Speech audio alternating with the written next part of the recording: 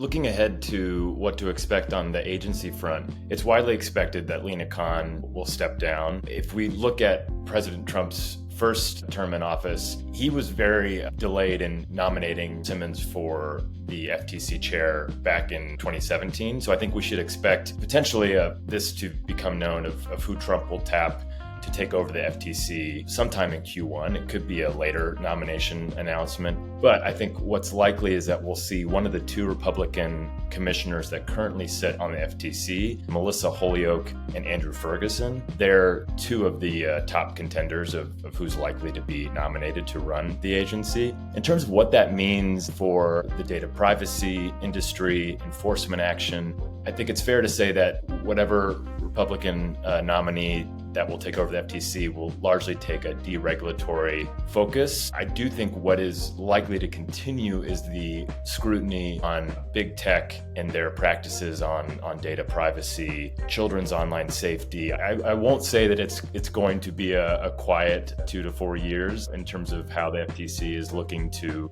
continue enforcement on tech, but I think it's safe to say there will still be a continuation of a lot of the enforcement activity, but just under a different lens with more pro-business, pro-innovation of the Republican Party. The FCC, the Federal Communications Commission, just announced again that Brendan Carr, who's a longtime current commissioner on the FCC, he was formerly the general counsel at the agency as well. He was just nominated by President Trump to lead the FCC. He's an interesting pick. He was one of the authors of the Project 2025 agenda, and in that document outlined some fairly aggressive stances the agency could take on regulating and reining in big tech, namely calling out some of the issues that have bubbled up around Section 230 and how some of these larger tech companies are using that to shield themselves from liability. There's some debate on whether the FCC has the authority to go after that issue